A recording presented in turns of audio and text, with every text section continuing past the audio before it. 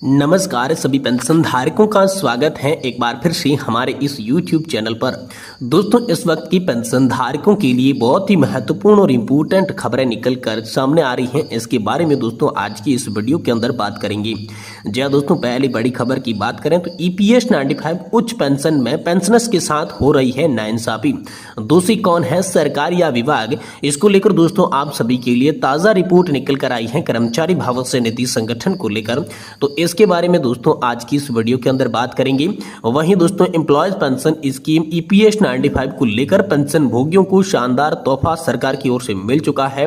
इसके बारे में बात करें तो सफल हुआ CPPS परीक्षण, ऐसे मिलेगा आप सभी को फायदा। तो EPS 95 पेंशनर्स के लिए एम्प्लॉयज पेंशन स्कीम को लेकर क्या बड़ी खुशखबरी है और CPPS का परीक्षण कैसे सफल हुआ है, इसके बारे में भी आज की इस वीडियो के अंदर बात करेंगे। वहीं सरकार और पेंशन भोगियों के बीच EPS 95 पेंशन की बनी दीवार।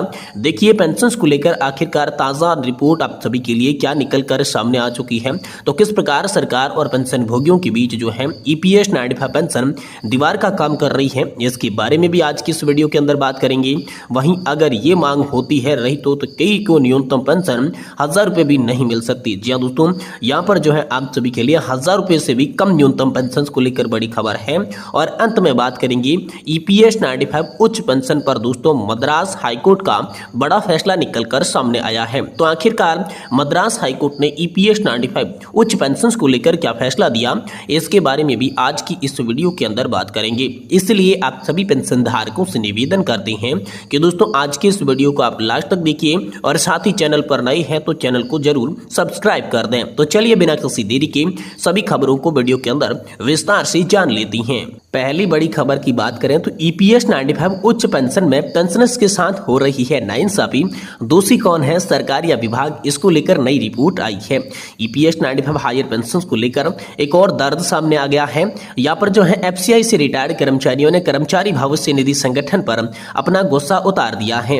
हजारों कर्मचारियों की पीड़ा को बयान किया गया है। कर्मचारी पेंशन योजना 1995 राष्ट्रीय पेंशन संघर्ष समिति रायपुर के अध्यक्ष अनिल कुमार नामदेव का कहना है कि सबको सब पता है। कर्मचारी भविष्य निधि संगठन की कारगुजारियों से कौन है जो अवगत नहीं हुआ है। कोर्ट के आदेशों का भी अनेक बार यहाँ पर पठन पाठन किया हुआ होगा। हमें जानने की जरूरत नहीं है कि कर्मचारी भविष्य निधि संगठन ने दीगर विभाग के पेंशनधारकों के साथ क्या किया।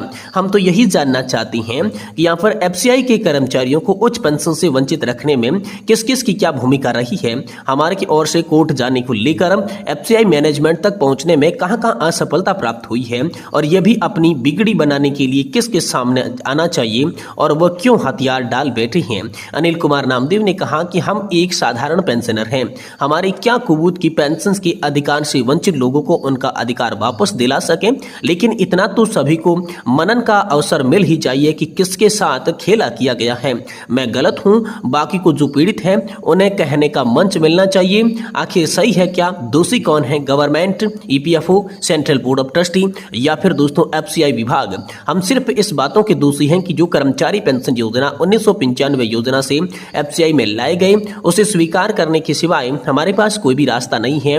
आज अपने आंसू कैसे दिखाएं, इसको लेकर दोस्तों पेंशनधारकों का रोना निकलकर सामने आ रहा है। तो ये बड़ी खबर हाल फिलहाल में आप सभी के लिए सामने आ चुकी है। वहीं दोस्तों अगली बड़ी खबर की बात करें, सरकार और पेंशन भोगियों के बीच EPS 95 पेंशन बनी दीवार। देखिए पेंशन योजना को लेकर आखिरकार क्या नया अपडेट आया है। कर्मचारी पेंशन योजना 95 न्यूनतम पेंशन के मुद्दे ने पेंशन भोगियों और सरकार के बीच खाई बढ़ा दी है। PM मोदी, वित्त मंत्री और श्रम मंत्री समेत कर्मचारी भविष्य निधि संगठन पर निशाना साधा जा रहा है। पेंशनर सरकार को अपना दुश्मन मान चुकी है। अब देखना है कि सरकार इस खाई को किस तरीके से भरती है। पेंशन भोगी शशि नायर कहती हैं कि पेंशन भोगी और निजी क्षेत्र के कर्मचारी सत्तारूढ़ पार्टी के खिलाफ लामबंद होने के लिए तैयार हो चुके हैं। लगातार अभियान चलाया जा रहा है। देश के 78 लाख पेंशनर्स की आवाज हर तरफ से सुनाई दे रही है। दुनिया भर के कई देशों में पेंशन भोगी और कर्मचारी समाज के सबसे कमजोर वर्गों में से हैं, जो अपनी बुनियादी जरूरतों को पूरा करने के लिए अपनी पेंशन और कमाई पर निर्भर है। कई सालों से पेंशन भोगी और उनके परिवार का गुजारा करने के लिए संघर्ष कर रही हैं, खासकर जब पेंशन में बढ़ोतरी, मुद्रास्फीति और जीवन यापन की बढ़ती लागत के साथ तालमेल बिठाने में विफल हो जाती हैं। दुर्भाग्य से अपर्याप्त पेंशन वृद्धि का मुद्दा एक बढ़ती हुई चिंता का विषय बन रहा है, खासकर जब सरकारें इस जनसांख्यिकी की जरूरतों को पूरा करने में विफल रहती है। न्यूनतम पेंशन वृद्धि का वर्तमान में गैर भुगतान पेंशन भोगियों, उनके परिवारों और निजी क्षेत्र के कर्मचारियों को राजनीतिक परिदृश्य से अधिक सक्रिय रुख अपनाने के लिए मजबूर कर रहा है। तो पेंशन भोगियों के लिए बढ़ता हुआ संकट। जी हाँ, कई देशों में पेंशन वृद्धि का मतलब मुद्रास्फीति या जीवन यापन की लागत समायोजन किसी अन्य उपाय से जुड़ा होना चाहिए। हालांकि जब सरकारें इन प्रतिबद्धताओं का सम्मान करने में विफल रहती है या जब पेंशन में वृद्धि देरी से होती है या अपर्याप्त होती है, तो पेंशन भोगियों को भोजन, स्वास्थ्य सेवाएं और आवास जैसी बुनियादी आवश्यकताओं के बीच कठिनाइयों का विकल्प का सामना करना पड़ता है। वर्तमान में कई क्षेत्रों में पेंशन भोगियों की बढ़ती मुद्रास्फीति और जीवन की बढ़ती लागत के बावजूद उनके मासिक भुगतान में बहुत कम या कोई वृद्धि नहीं मिली है, जो कि पहले से ही निश्चित आय पर रह रही है। उनके लिए पेंशन वृद्धि में कोई भी देरी या उनकी यहाँ पर कमी उनकी आजीविका के लिए सीधा खतरा बताया जा रहा है और यहीं पर मुद्दा राजनीतिक रूप से महत्वपूर्ण हो जाता है। जबकि पेंशन भोगी पेंशन वृद्धि के भुगतान न होने या अपर्याप्त होने से सीधे प्रभावित होती हैं। निजी क्षेत्र के कर्मचारी विशेष रूप से कम वेतन वाले उद्योगों में भी इस कारण से सहानुभूति रखते हैं। उनमें से कई लोग ये महसूस कर रही हैं कि पेंशन भोगियों को प्रभावित करने वाली आर्थिक दबाव, उच्च वेतन, नौकरी की सुरक्षा, लाभ प्राप्त करने की उनकी क्षमता को भी प्रभावित करते हुए नजर आ रही हैं। जैसे जैसे अमीर और गरीब के बीच की खाई बढ़ती जा रही है, निजी क्षेत्र के कर्मचारियों को अपनी बुनियादी जरूरतों को पूरा करना मुश्किल होता जा रहा है। कई लोगों को डर है कि जब सेवानिवृत्त होंगे तो उन्हें भी इसी तरह की चुनौतियों का सामना करना पड़ सकता है। तो दोस्तों, पेंशन भोगी और कर्मचारी सत्तारूढ़ पार्टी के खिलाफ वोट करने के लिए तैयार हो चुके हैं। जी हाँ दोस्तों, न्यूनतम पेंशन वृद्धि का भुगतान न किया जाना असंतोष का एक नारा बन गया है। पेंशन भोगी परिवार और निजी क्षेत्र के कर्मचारी अब अगले चुनाव को अपने सरकार को जवाबदेही ठहराने के अवसर से रुख देख रहे हैं। इन समूहों के बीच निराशा स्पष्ट है और सत्तारूढ़ पार्टी पर बढ़ते दबाव का सामना करना पड़ रहा है, क्योंकि पेंशन भोगियों की जरूरतों को पूरा करने में उनकी असमर्थता राजनीतिक विमर्श में एक प्रमुख मुद्दा बन चुकी है। तो दोस्तों, यहाँ पर आप सभी के लिए बड़ी खबर यह है कि आखिरकार जो सरकार है और जो पेंशन भोगी है उसके बीच अब दीवार बढ़ चुकी है। पेंशन भोगियों का कहना है कि यह सरकार जो है हमारी मांगे पूरी नहीं करेगी, इसलिए इस सरकार को उखाड़ फेंकने में ही हमारी भलाई नजर आ रही है। ये दोस्तों पेंशनधारक और उनके परिवारों का हाल फिलहाल में मानना नजर आ रहा है।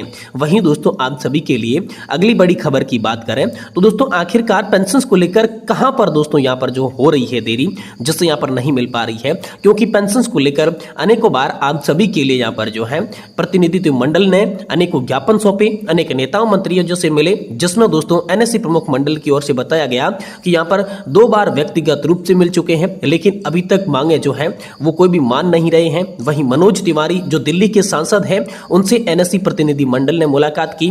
वहीं अनुराग ठाकुर जो कि सांसद हैं, उनसे एनएससी प्रतिनिधि मंडल ने यहाँ पर जो है मुलाकात की। वहीं दोस्तों, श्रम राज्य मंत्री से यहाँ पर जो शोभा करंदलाजे हैं, उनसे दोस्तों श्रम राज्य मंत्री जी से भी मिनिमम पेंशन वृद्धि और वास्तविक वेतन पर उच्च पेंशन के लाभ के विषयों पर पेंशन धारकों ने यहाँ पर चर्चा की। मंत्रियों द्वारा तमाम तरह के आश्वासन दिए गए, लेकिन पेंशन बढ़ोतरी अभी तक नहीं हो पाई है।